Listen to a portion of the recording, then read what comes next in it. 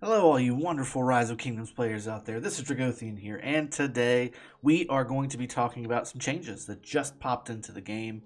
If you open up your mail, there's some immigration rule updates. So, this is something that's been on the topic of conversation for quite some time, basically since the immigration system came out, and then recently as well, with especially the equipment stuff and things like that. There are some things that might need some adjusting equipment wise.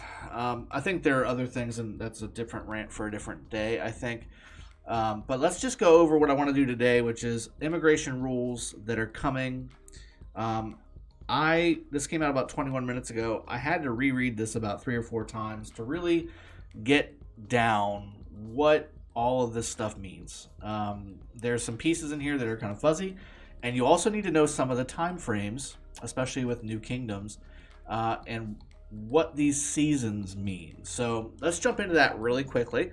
I'm going to give you some information through all of these that isn't listed here, like the days that you are going to be looking at on a kingdom to understand what this means. So first off, preparation season is basically your pre-KVK and really pre-Lost Temple. So it actually separates out a part of the pre-KVK after the temple as season 1. So if you look at preparation season, what they're doing here is they've made preparation season day 1 to day, it's around 54 to 55. That's when your Lost Temple is going to open up and unlock to be taken by your kingdom. So it's about a 54 to 55 day window. That's your preparation season where your kingdom is getting sorted out and built out. The alliances are establishing themselves, all that good stuff.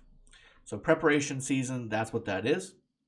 Then they have season 1, which is from the occupation of the Lost Temple, which is before KVK, substantially before KVK actually. Usually KVK is around that 80-90 day mark, that first KVK. Maybe even just a smidge later, but you get my point there. You are going to be starting to get into the YSG wheel. You're going to start getting into KVK1 around that time frame. All this is on the playlist for my K916 project that we've got going on with me and my crew and my team and my kingdom. We've got all that kind of outlined for you day by day. So if you want to go check out how to build a kingdom from the ground up, that's kind of the reason we did that.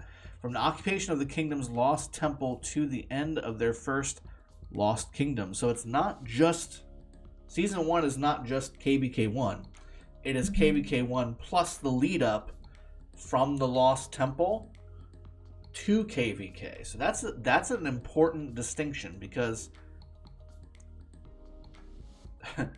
technically the way it was identified before is you had the start of a kingdom and then you had KVK1. That's it. There was no little fuzzy period there, and sorry for tapping my mic there. But you get my idea what's happening there, okay? So season 2 is from the end of Lost Kingdom season 1, which is what we just described, to the end of season 2. Okay, so now we're starting to normalize. It's the after period of the end of your previous KVK and the end of your current KVK. So that's where the seasons are starting to come in now. Same thing for season 3. This is Light versus Darkness.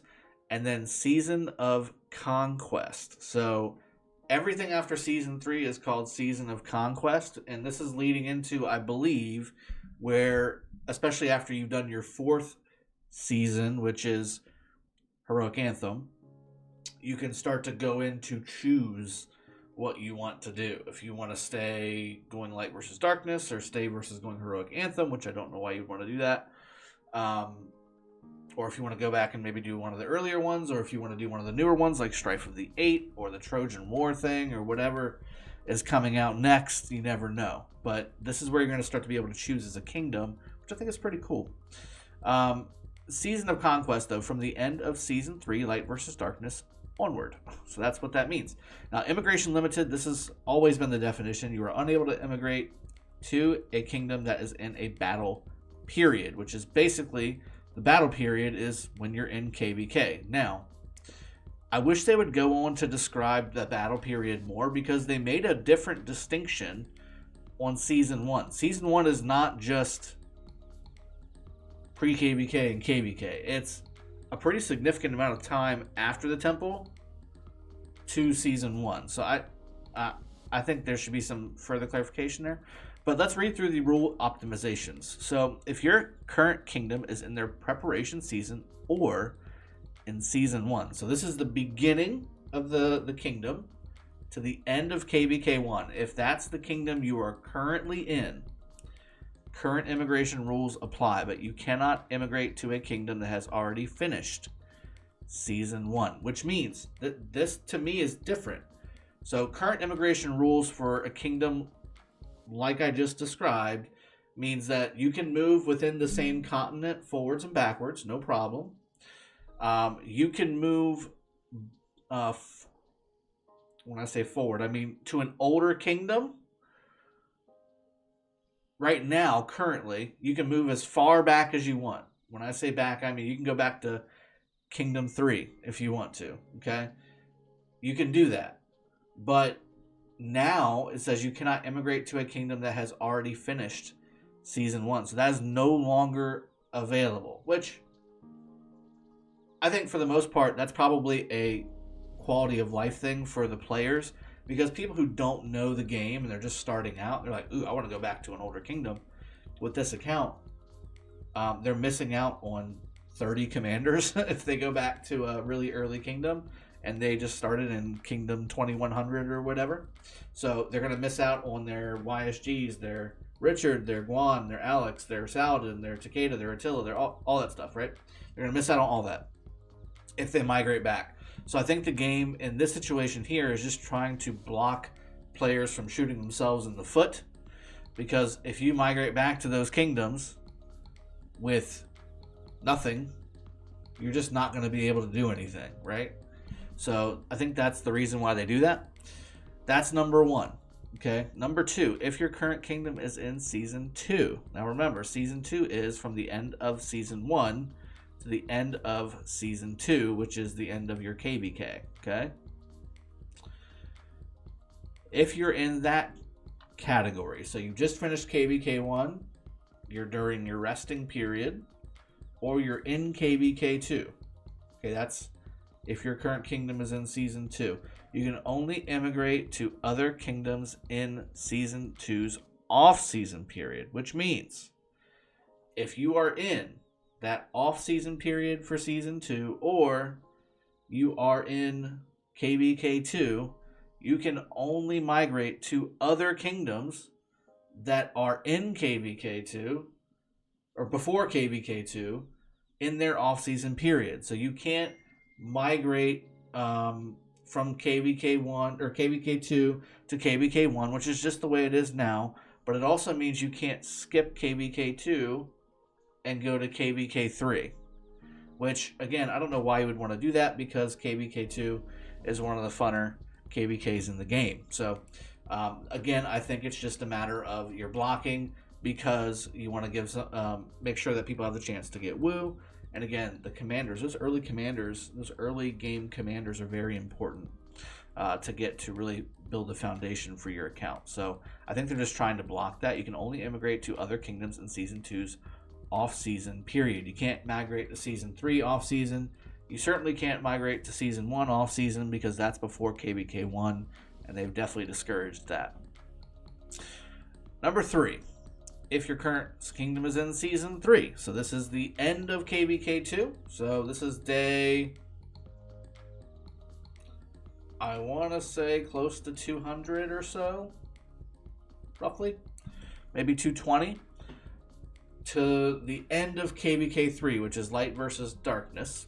You can only immigrate to kingdoms in the off-season period of season 2 or season 3. So you can migrate back if you want to.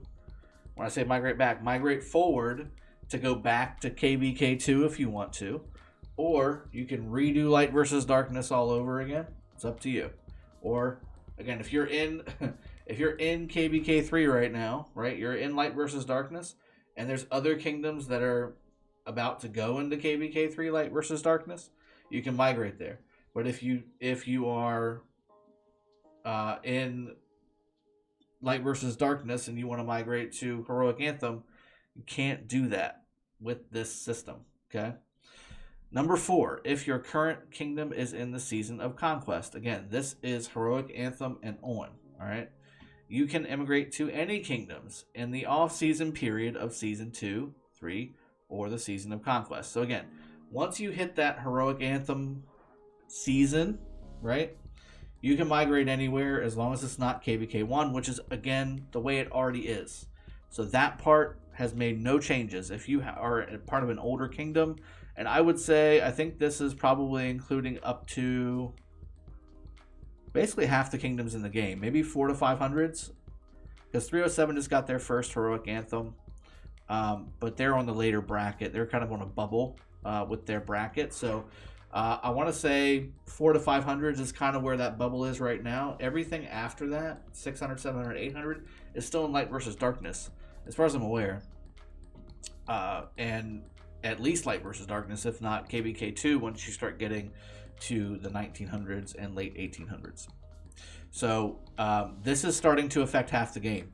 Now again, that's the way it already is. If you are in an earlier kingdom, and when I say earlier, I mean 400, 500 and earlier, you can already kind of migrate anywhere except for pre-KVK1 anyway. So that's not a change at all. Really, the biggest changes are they're eliminating you from migrating to older kingdoms from newer kingdoms, because they don't want you to lose out on commanders and all that stuff. And really, again, you're going to be shooting yourself in the foot. If you want to, just make a new account in those older kingdoms. There's no reason to migrate. It's costing you money, and it just doesn't make any sense. Rules regarding Imperium and Rising Kingdoms will not be changed. That's, again, migration stuff when it comes to Power of Kingdom for the whole game, and then Power of Kingdom for a new continent. These changes, March 25th is the effect date. So if you do want to make some changes where, again, you're in a newer kingdom and you want to go to an older kingdom, you can do that. You have time to do that. It's January 19th as of this recording, so you're looking at a little over 2 months being able to do this. So these changes are coming in 2 months. So you got plenty of time to either start working on Alliance credits or save up some money to get the New World Bundle, if that's what you want to do. But again, the changes really aren't that much. Really, it's a safeguard for the players not to really not ruin their account, but it's going to ruin their play experience, I think. Being a 2 million account that migrated from Kingdom 2050 to Kingdom 3, or even Kingdom 300, right? You're just not gonna have a good time right away. You might as well just make a brand new account. So again, I think that this is overall not a huge change, not a whole lot of change, but I do like the definition. I like the definition of the kingdom slots. I'll do a rant video on what I think needs to be changed a bit when it comes to immigration and Imperium kingdoms, and especially when it comes to how to fix some of the problems that people perceive versus what reality is. And then it says also going forward, we'll be adjusting the matchmaking rules for Ark of Osiris, Osiris League, and Lost Kingdom events to ensure that opponents are always from kingdoms of the same season. That would be nice. I'm getting kind of tired of fighting kingdoms that are 700 days older than us on the Ark playlist, so that's not fun. But they've got a lot of stuff going on there.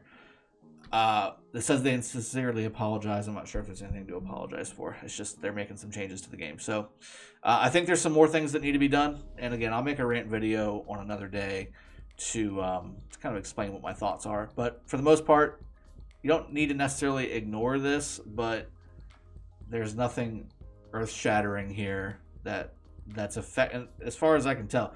Please leave a comment in the section below, comment section below on if there's something I'm missing here. I don't think I am. I think I've put some time into this as far as understanding the time frames, especially, again, knowing the days that all of these are happening.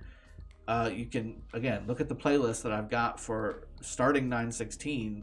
It's got all the days on it when we're doing the Lost Temple, when we're jumping into KBK1, etc., etc., etc. So you can see all those things and know exactly the time frames that we're looking at to get these things done. So make sure, again, put some comments below if you have some discussion on this that you guys want to go back and forth with me on. You guys know that I'm always very engaged with you all in the chat. And leave a like. Hit a like on the video, and sub if you have not done so already. Looking forward to seeing all of you in game. Cheers. Have a good one. Take care.